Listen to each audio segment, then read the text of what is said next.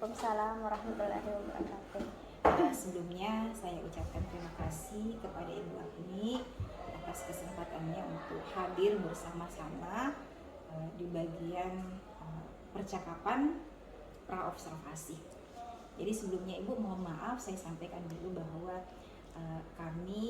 saya ditugaskan di pendidikan guru penggerak di modul 23 untuk melakukan supervisi akademik terhadap salah satu guru yang ada di sekolah kita. Dan kebetulan terima kasih banyak atas kesempatannya dan keinginannya membantu kami untuk melaksanakan sesi coaching ini. Jadi baik, kita mulai ya Ibu Agni. Bagaimana kabarnya hari ini? Alhamdulillah. Alhamdulillah. Mudah-mudahan sehat selalu ya mendampingi anak-anak kita. Amin. Jadi baik, kita mulai di percakapan pertemuan pertama di praobservasi.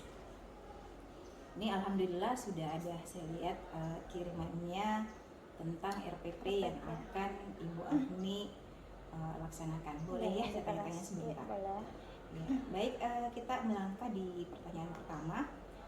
Apa tujuan pembelajaran yang akan Ibu Agni lakukan nantinya? Ya, kalau untuk tujuan pembelajaran selain materi yang saya ingin berikan, pastinya attitude-nya ke anak-anak, bagaimana kesehariannya, bagaimana pola pikirnya juga, bagaimana dia bisa survive, itu yang paling penting sebenarnya kalau untuk pembelajaran. Kemudian berikutnya baru masuk ke materi yang saya ajarkan, khususnya untuk nantinya saya akan ajarkan terkait persamaan lingkaran. Persamaan lingkaran, bagaimana kedudukan titik dan garis terhadap lingkaran, itu nantinya materi yang akan saya berikan. Dan juga bagaimana lingkaran ini bisa di kehidupan sehari-hari bisa ada manfaatnya begitu. Saya biasa memberikan ke anak-anak itu mungkin untuk matematika, untuk SMA kita belum bisa melihat apa sih di kehidupan sehari, apa sih tujuannya. Beda mungkin kalau biologi kita bisa melihat ya kalau struktur tubuh, tapi kan matematika belum bisa kita lihat. Saya biasa mengarahkan nanti kita bisa melihat manfaat pembelajaran matematika ini kalau kita dalami mungkin kalau sudah di S1, S2, S3. Tapi yang saya selalu sampaikan ke anak-anak bahwa belajar matematika itu lebih ke logika sebenarnya, bukan perhitungan. Logikanya bagaimana kita berpikir, bagaimana kita bisa menyelesaikan suatu permasalahan dari step-step yang diberikan. Itu yang selalu saya berikan, itu selalu tujuan pembelajaran yang saya sampaikan di kelas. Seperti itu. Menarik sekali nih Ibu Agni apa yang menjadi tujuan-tujuan kita di kelas. Jadi saya ulangi kembali, ini Ibu Agni lebih berpikir fokusnya ke bagaimana murid-murid berpikir dalam menyelesaikan persamaan matematika. Iya. Jadi selain itu yang dikembangkan juga adalah sikap. Iya, sikapnya, karena itu lebih penting. Ya, kemudian materinya kita fokus ke materi lingkaran. Lingkaran, ya. Baik Bu Agni, ini sangat menarik nih. Kemudian kita lanjut ke alur tujuan pembelajarannya. Di alur tujuan pembelajarannya kira-kira apa yang diharapkan untuk dicapai oleh murid kita nanti?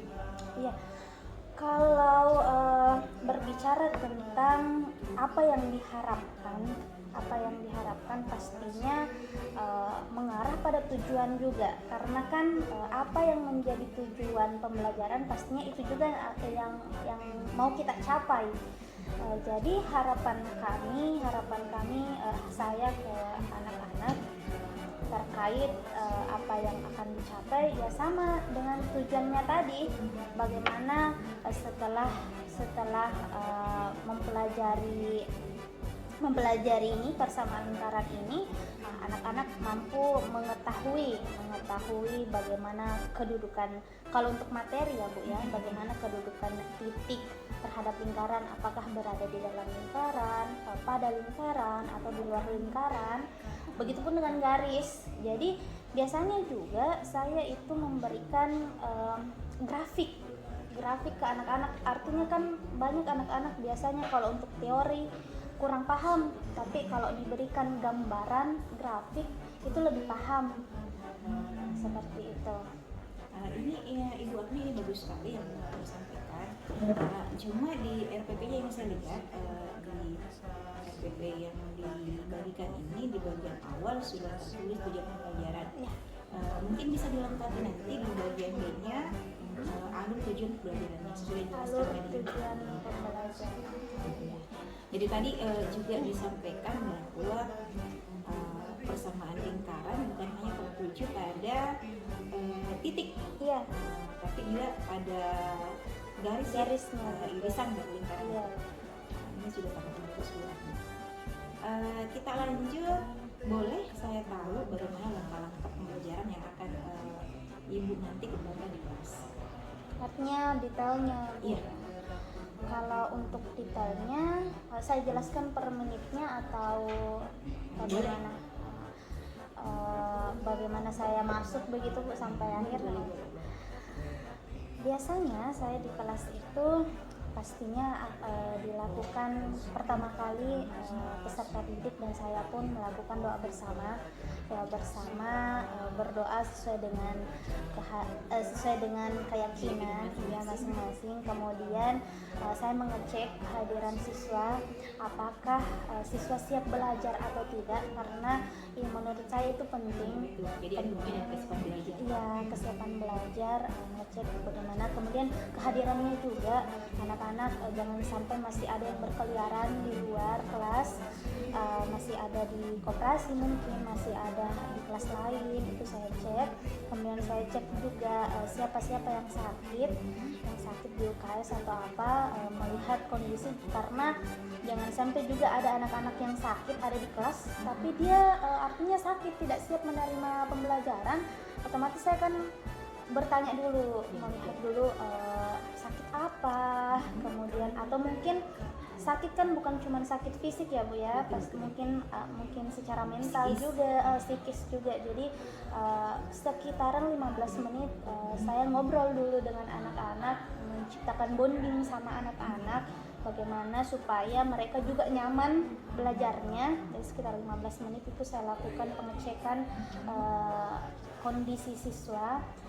Kemudian setelah 15 menit mungkin ngobrol-ngobrol di talk seperti itu, baru masuk materi. Itu pun masuk materi itu saya mencoba untuk mengulangi kembali materi sebelumnya dengan tujuan materi sebelumnya tidak terlupakan.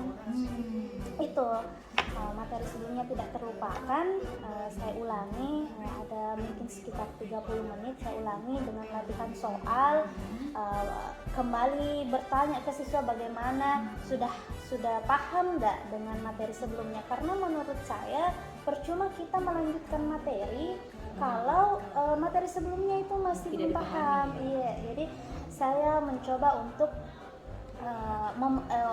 melihat anak-anak paham nggak sih sama materi sebelumnya, itu sekitar 30 menit. Kalaupun masih ada anak-anak yang belum paham, biasanya saya masih mengulangi materi pekan lalu atau pertemuan lalu. Tapi kalau misalnya sudah paham, ya saya lanjut materinya. Kebetulan kan saya itu 2 jam pelajaran, jadi agak lama.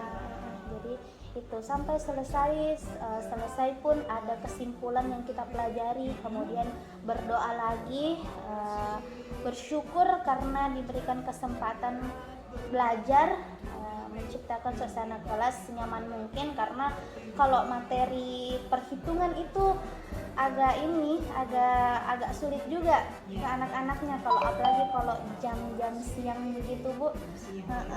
Saya kebetulan ada di kelas, biasa konsentrasi siswa pecah kan, tidak ngantuk. Iya, dari itu saya mencoba untuk menciptakan bonding ke anak-anak, ngobrol-ngobrol. Nah, sebenarnya Ibu Agni, ini bagus sekali yang Ibu lakukan. Sebenarnya tanpa Ibu sadari, Ibu sudah menerapkan pembelajaran sosial emosional kan? Ya, jadi di modul kami itu yang kami peroleh tentang pembelajaran, jadi ada beberapa yang dimanfaatkan, termasuk di dalamnya adalah pembelajaran sosial emosional. Jadi ada penggalian kompetensi sosial emosional. Jadi ada 5 sebenarnya ini yang diterapkan.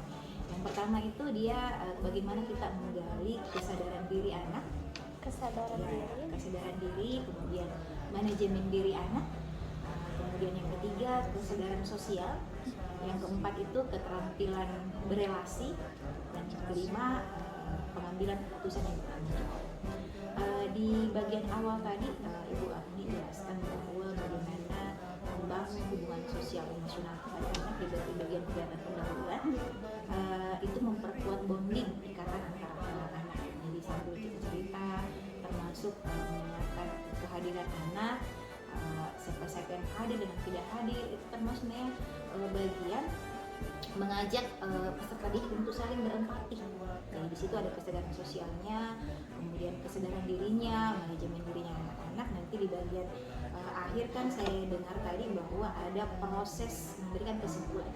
Nah, kesimpulannya itu disitulah siswa kita didik supaya dia mampu membuat menarik kesimpulan yang bertanggung jawab. Jadi sebenarnya saya tidak langsung Ibu Agni ini sudah mengenal KSE itu, cuma mungkin baru ya familiar, baru didengar komunikasi sosial emosional. Nanti kalau bisa, ini kalau bisa ya mudah-mudahan bisa nanti dilengkapi RPP-nya dengan kompetensi yang tadi 5 itu yang disebutkan, kompetensi kesadaran diri, manajemen diri, kesadaran sosial, keterampilan berrelasi dengan pengambilan keputusan yang bertanggung jawab. Itu disisipkan di situ saja. Ini sudah sangat bagus ya. Nanti kita kembangkan di situ area pengembangan yang kita bicara, kita lebih fokuskan ke KSE.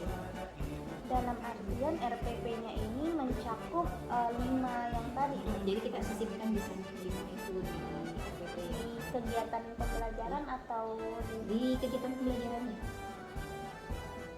Jadi kita sisipkan dari situ. Ini sudah bagus langkah-langkahnya, mulai dari literasi, critical thinking, komunikasi dan creativity. Ini sudah sangat menarik. Nah, tadi sempat juga saya dengar bahwa ini kan di mindsetnya ini siswa kita bahwa matematika ini adalah pembelajaran yang kadang tingkat kesukarannya ini jauh lebih tinggi dibanding yang lainnya. Nah, kadang kalau misalnya di siang hari kan mereka kurang fokus. Nah, kira-kira ada yang kita lakukan supaya mereka kembali fokus ke mata pelajarannya? ya, biasanya selain ngobrol, bertanya ke anak-anak apa sebenarnya yang bagaimana nyamannya mereka, biasanya saya buat game. Meskipun kadang gamenya itu masih sulit karena harus sesuai dengan materi yang saya berikan kan. Ada beberapa game yang hanya terkait dengan matematika, tapi masih belum ada materi yang seharusnya saya ajarkan masuk ke dalam game itu masih sulit untuk saya temukan. Tapi menurut saya dengan adanya game itu bisa membuat anak-anak lebih fokus, setidaknya mereka tidak ngantuk dan adalah pembelajaran yang saya bisa berikan ke anak-anak seperti itu. Jadi ada gamesnya nih. Ada beberapa game. Semua anak-anak ini kira-kira kalau diberikan aplikasi games, kalau boleh tahu aplikasi apa yang bisa digunakan? Aplikasi games di game online Bu, cuman ada memang yang Quizzes. ada matematika, iya, Wah, quizzes, yang sering-sering kuisis nih. iya, quizzes sih paling sering. Jadi kalau secara keseluruhan untuk melihat persentasenya, apa semua 100% itu anak sukanya kuisis? Atau ada di antara mereka yang agak berat nih? Kalau dari segi gamenya dia lebih suka misalnya membaca, atau dia lebih suka buat sendiri atau bagaimana?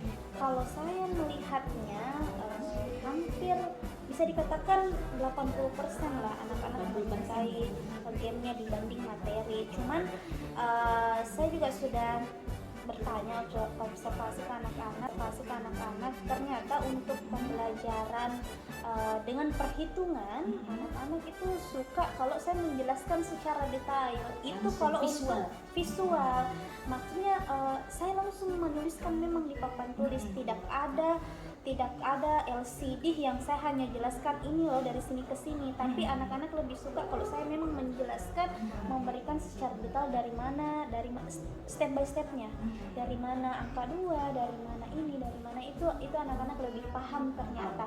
Tapi itu di jam pagi. jam pagi. di jam pagi sebelum siang sudah. kalau siang kemudian saya jelaskan secara detail, ada anak-anak yang masih fokus, yang masih ini, tapi bisa dikatakan 50% lah. Sudah ada yang mencoba untuk fokus tapi ngantuk juga gitu. Itu makanya siang ini masih mencoba untuk bagaimana bagusnya ya, apalagi saya ada jam siang kalau di sekolah.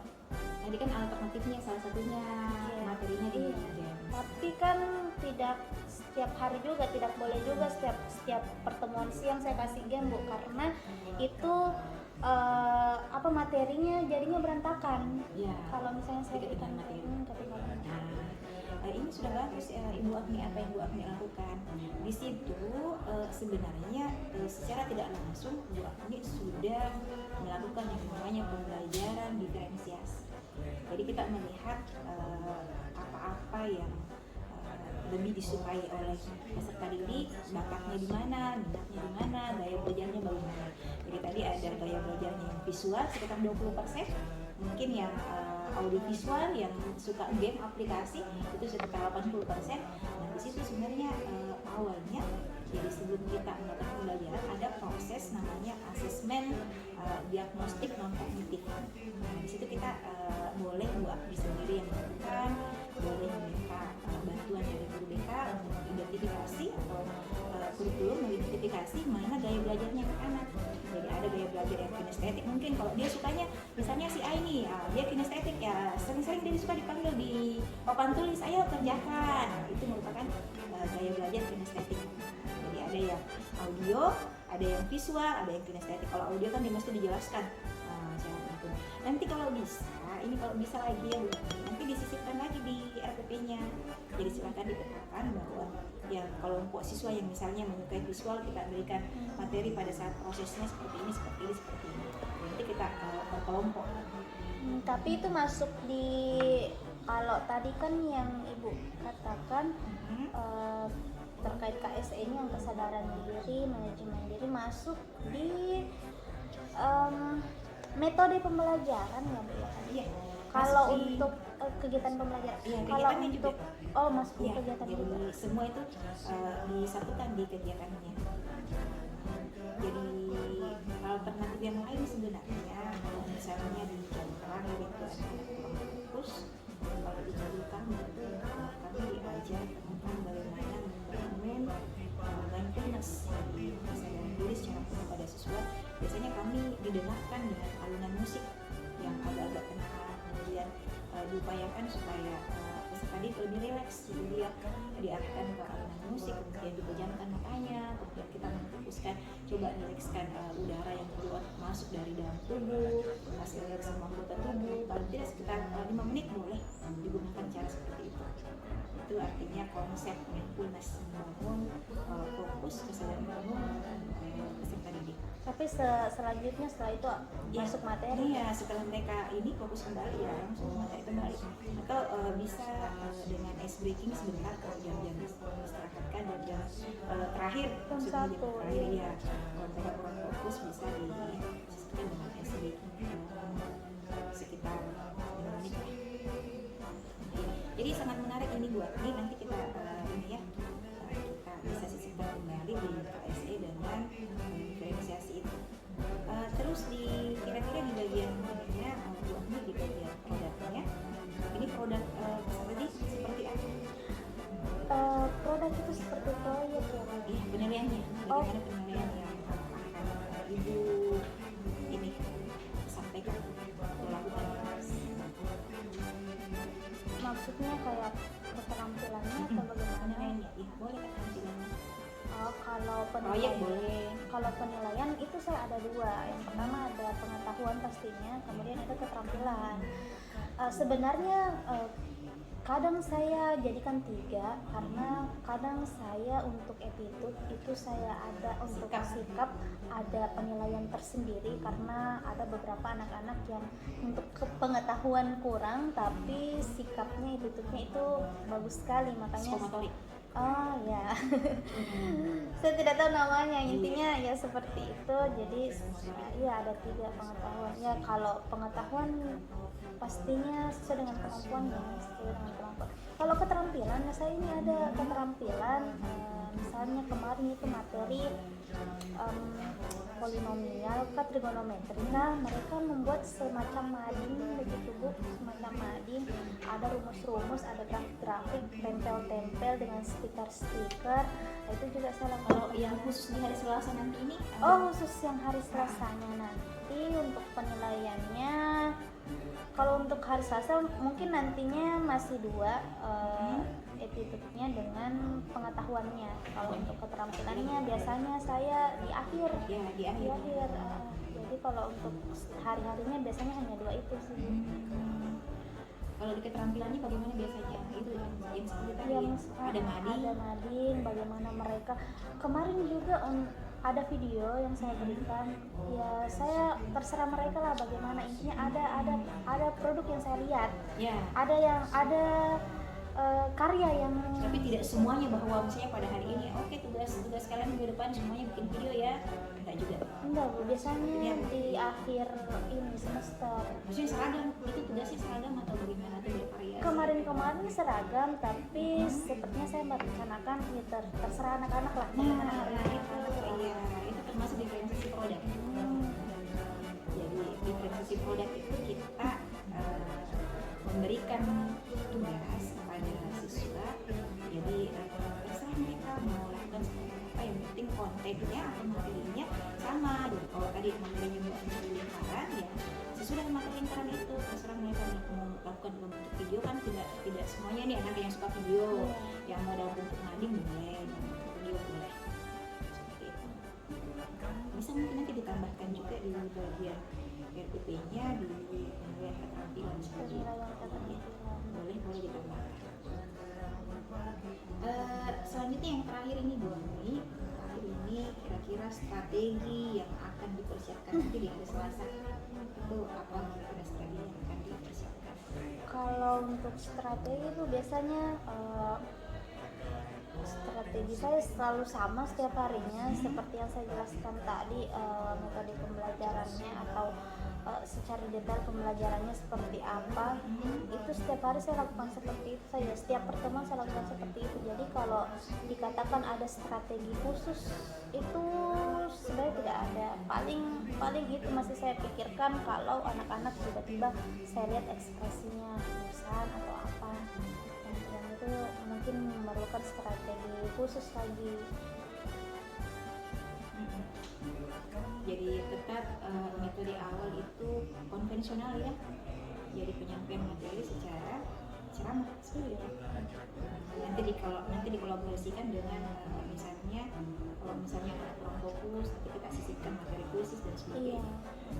Jadi tetap yang utama adalah kembali tadi konvensional ceramah.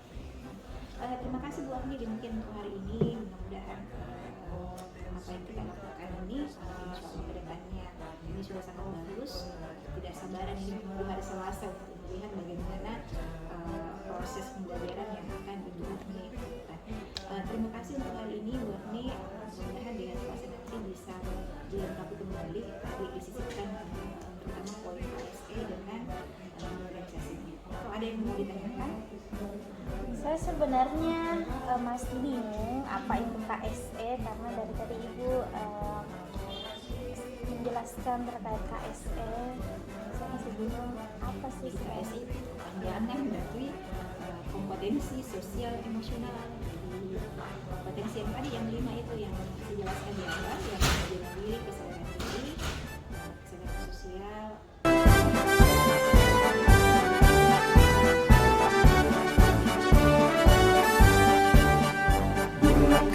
Tekad kuatkan hati, negeri ini memanggilmu kawan. Belajar bergerak berbagi untuk negeri, guru penggerak majukan pendidikan. Guru penggerak menghamba pada murid, kreatif rancang potensi, tingkatkan prestasi, lahirkan profil pelajar Pancasila. Belajar, bergerak, berbagi untuk negeri, kita menjalin kolaborasi. Belajar, bergerak, berbagi untuk negeri, demi bakti pada Ibu Pertiwi.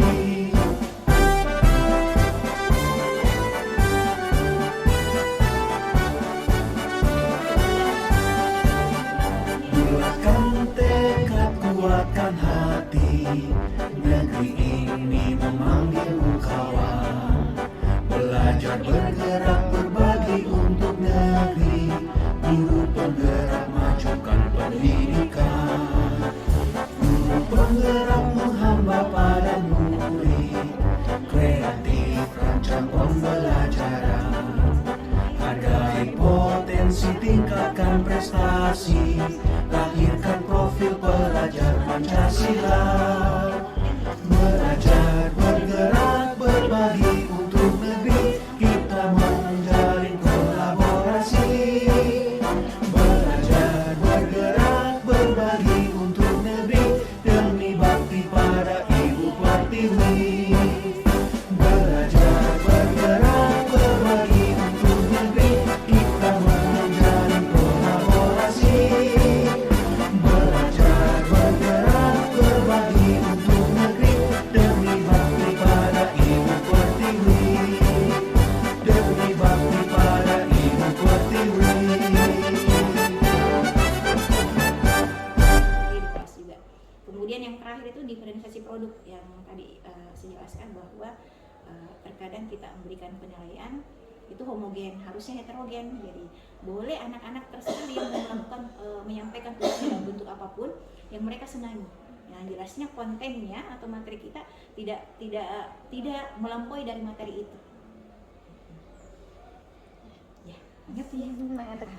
Ya mudah-mudahan Bu Agni ini bermanfaat untuk kita semua. Ini saya sangat senang Bu Agni melakukan sesi coaching kali ini. Terima kasih atas hari ini. Mudah-mudahan sehat walafiat Bu Agni, diberikan kesehatan oleh Allah Subhanahu Wa Taala untuk membina anak kita. Terima kasih banyak Bu Agni. Assalamualaikum warahmatullahi wabarakatuh. Waalaikumsalam warahmatullahi wabarakatuh. Kolaborasi, belajar, bergerak, berbagi untuk negeri, demi bakti pada Ibu Pertiwi.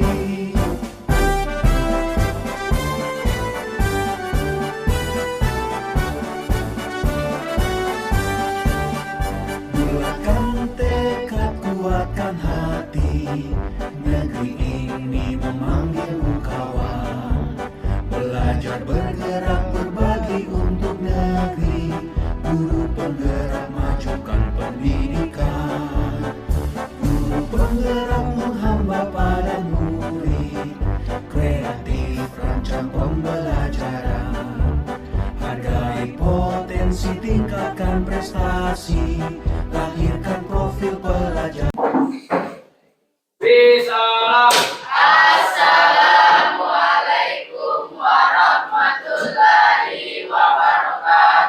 Waalaikumsalam warahmatullahi wabarakatuh. Silakan duduk.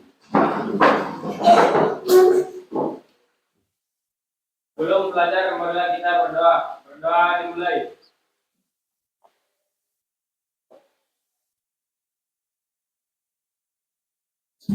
Doa selesai.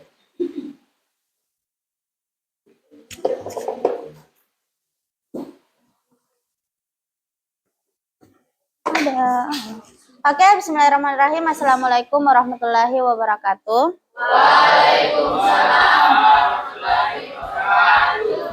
Bagaimana kabarnya? Alhamdulillah baik. Andi Naufal, Anissa Rehana, Anessa Fatima. Baik, alhamdulillah ya, hari ini lengkap. Tidak ada yang sakit-sakit. Oke. Hari ini kita pelajari materi lingkaran ya. Pekan lalu kita sudah belajar mengenai kedudukan titik dan garis. Jadi kita kembali ke materi kedudukan titik dan garis. Kita sudah mempelajari materi kedudukan titik terhadap lingkaran. Untuk pekan ini, pertemuan ini kita akan mempelajari kedudukan garis terhadap lingkaran. Namun sebelum kita masuk materi kedudukan garis terhadap lingkaran, ada baiknya kita mengulangi kembali materi atau soal-soal terkait kedudukan titik terhadap lingkaran. Ada yang masih ingat? Bagaimana lagi kalau misalnya ada soalnya seperti ini, tentukan persamaan. Kita coba mengulangi kembali soal tentukan kedudukan titik 2,6 terhadap lingkaran. Bagaimana lagi penyelesaiannya? Kita substitusi titiknya ini 2 ke X, 6 ke Y. Oke. Ada yang bisa ke depan? Oke, sambil menunggu Rifki, ada yang bisa? Oke, Syaika.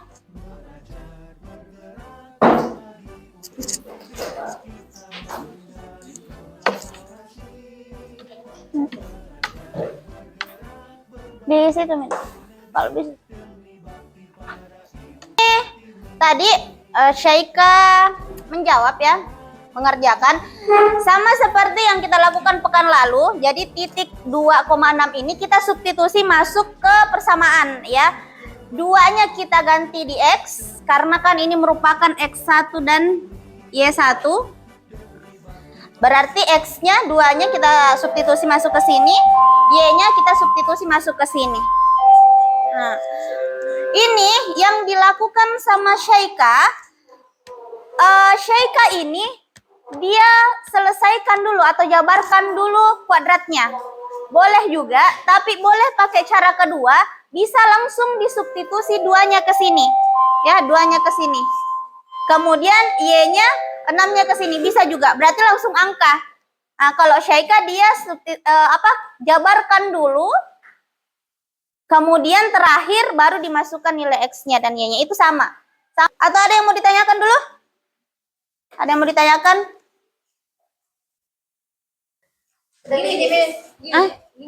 Dapat mikanya berapa? Sama?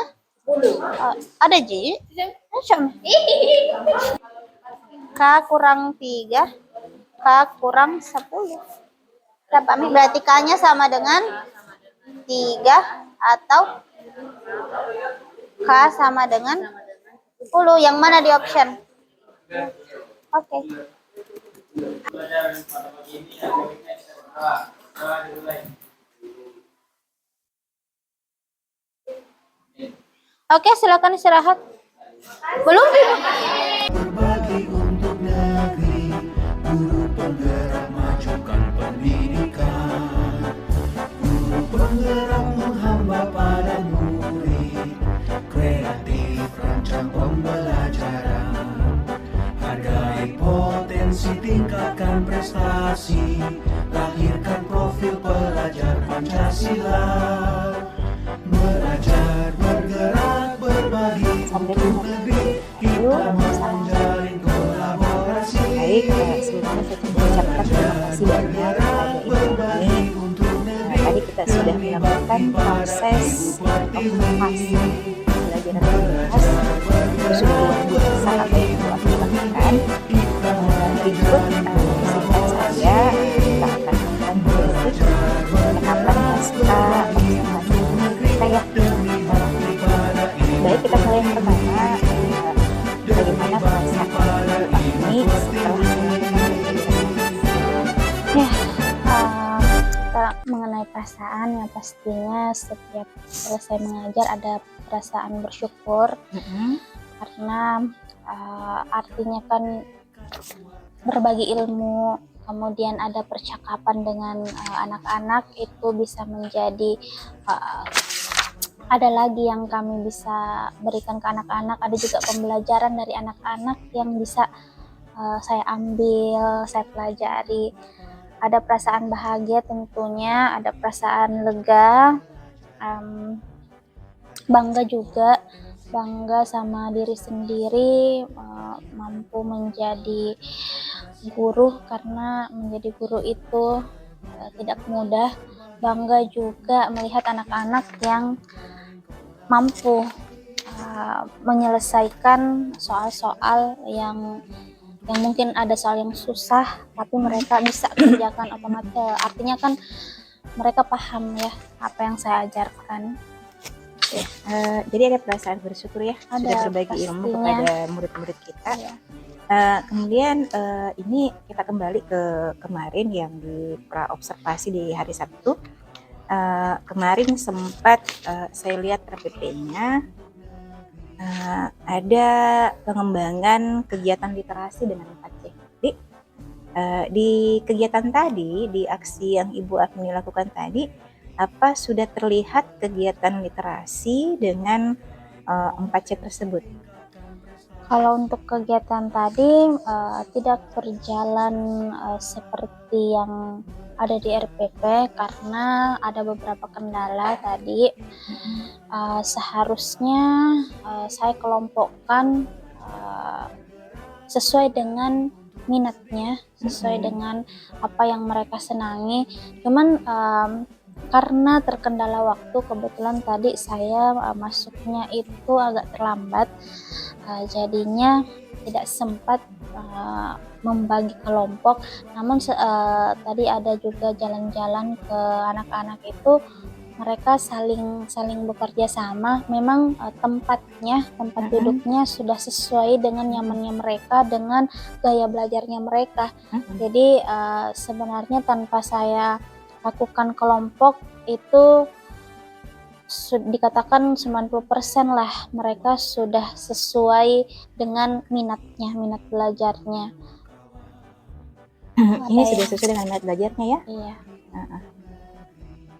Jadi pengelompokan tadi tempat duduknya, Pengelompokan, iya. lingkungan belajarnya anak-anak kita sudah sesuaikan dengan minat belajarnya. Berarti ini sudah ada kaitannya kemarin dengan percakapan kita di awal tentang diferensiasi. Iya. Diferensiasi ya.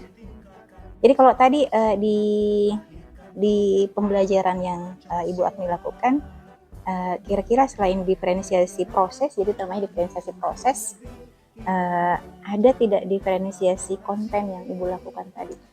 Kalau tadi belum ada, Belum ada konten, masih full matematika di sana. masih full. Paling kalau ada kolaborasi atau ini lebih ke psikologi mungkin ya. Maksudnya saya menanyakan bagaimana keadaan mereka, bagaimana perasaan mereka, bagaimana mereka sehat enggak, sakit apa, paling seperti itu. ASE-nya ya? Iya, cuman kalau untuk kolaborasi dengan misalnya mata pelajaran lain itu belum ada saya singgung terkait Enggak seperti ini Ibu Agni, kan kemarin sudah di praobservasi kita sudah sampaikan bahwa diferensiasi itu ada 3 proses, ada diferensiasi konten, kemudian diferensiasi proses dengan diferensiasi produk.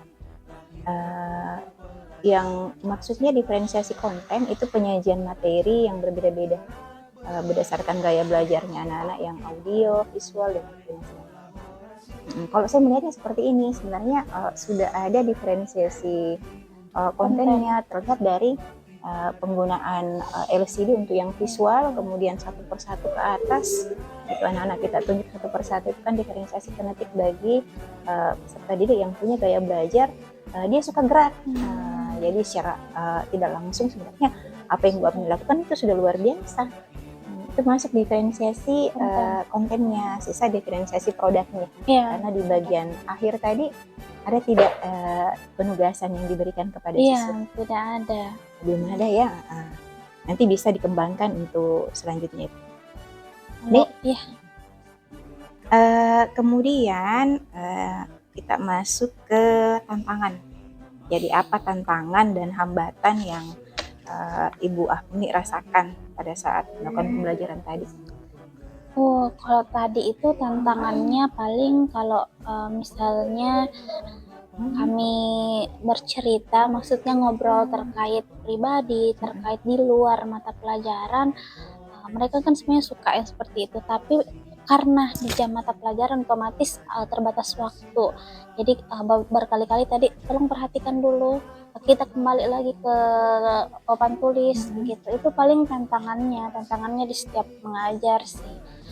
Tapi itu bisa kok diatasi dengan sedikit syarat tinggi, bagaimana tarik ulurnya lah. Artinya mengembalikan fokus mereka ya, Mengembalikan supaya mereka fokus kembali terhadap pembelajaran. Iya, kemarin di praobservasi sempat juga kita bicara-bicara, kita diskusi. Mungkin ada baiknya kalau di sela-sela pembelajaran ketika mereka tidak fokus, kita berikan ice breaking ya. Misalkan untuk selanjutnya seperti itu. Baik, selanjutnya apa rencana yang akan Ibu Afni lakukan untuk kedepannya?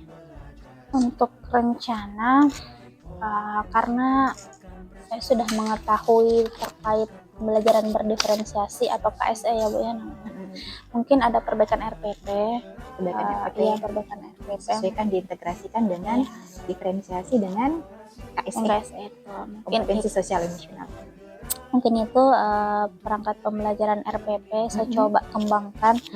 Kemudian berikutnya melakukan tes, kembali melihat gaya belajarnya anak-anak, karena saya hanya melihatnya itu lebih ke melihat saja, oh ini anak sukanya begini, tidak ada tes sama sekali. Mungkin saja ada dari mereka yang suka bergerak tapi mereka malu, mungkin saja ada yang mau ke depan tapi mereka malu, karena itu kita tidak tahu kalau tidak ada tes. Kemudian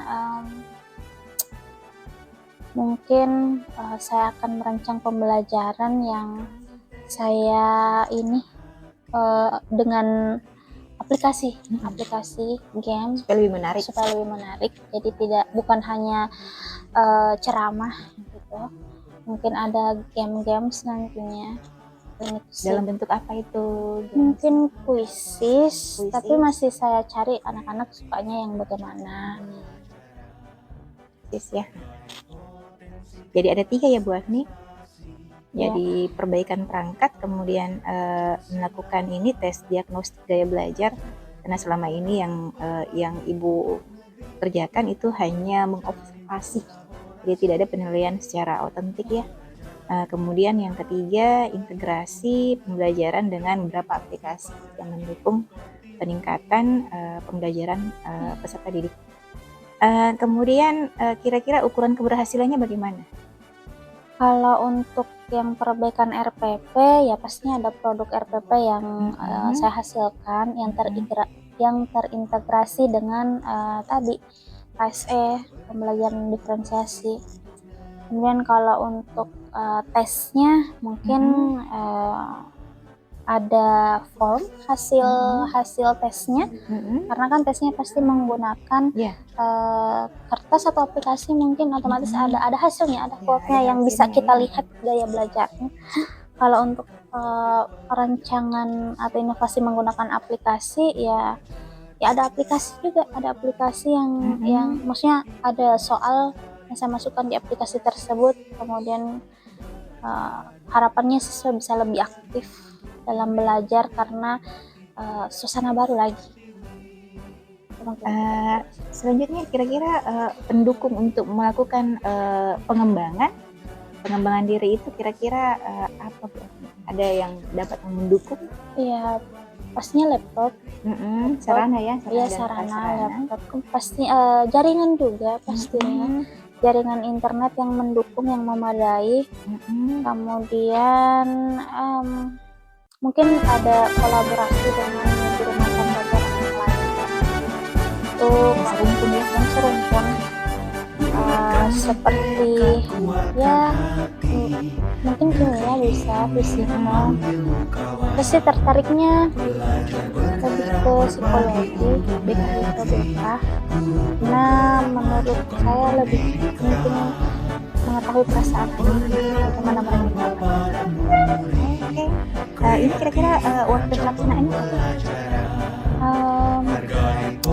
untuk nantinya ya mungkin awal Juni atau Juli dinilai apa ini baru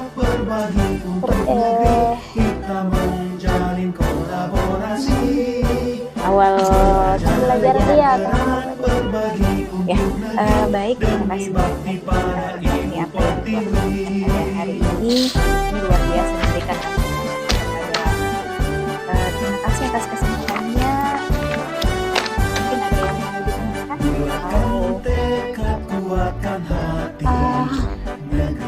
Sebenarnya masih banyak terkait KIC dan diferensiasi itu. Saya masih sedikit awam sebenarnya.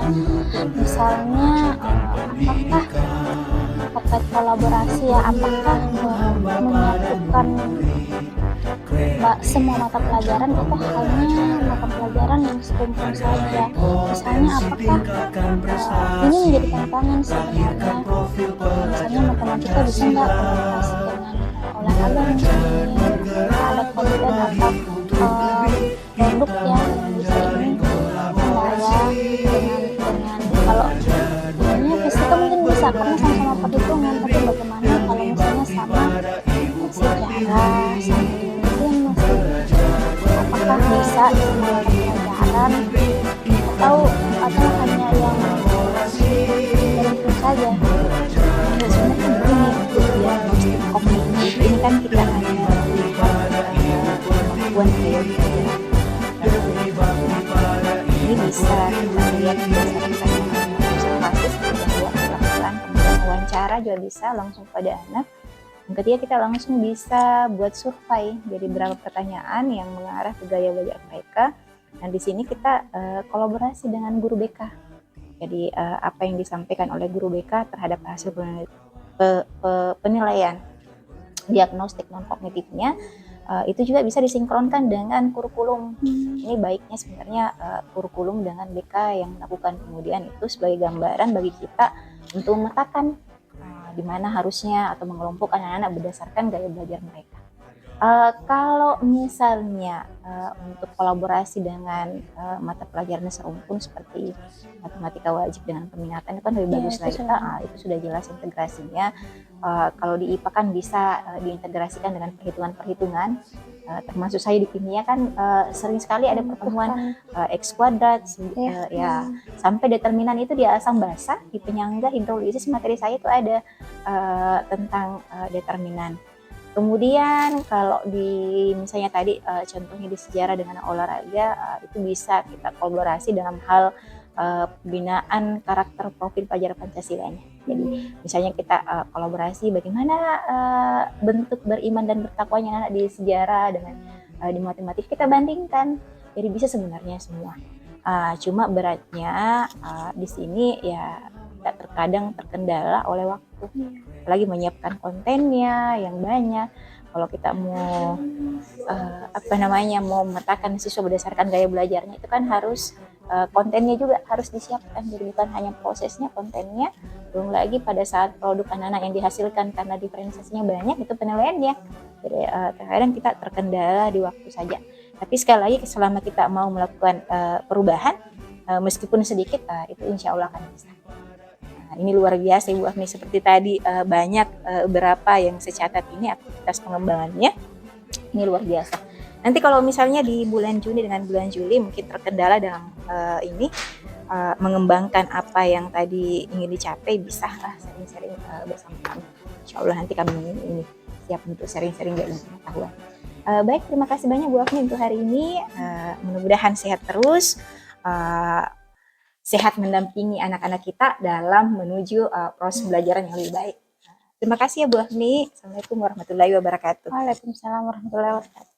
Kuatkan hati, negeri ini memanggilmu kawan. Belajar bergerak berbagi untuk negeri. Guru penggerak majukan pendidikan. Guru penggerak menghamba pada murid. Kreatif rancang pembelajaran. Hargai potensi, tingkatkan prestasi.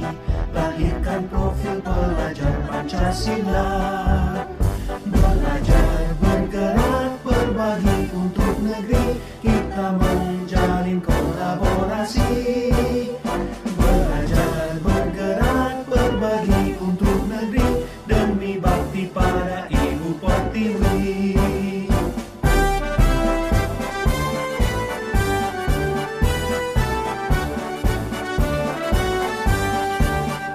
Bulatkan tekad, kuatkan hati.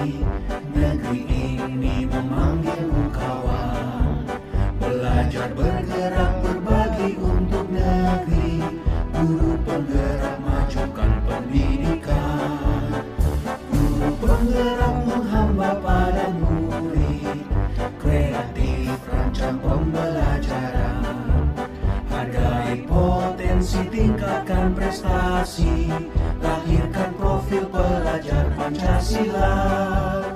Belajar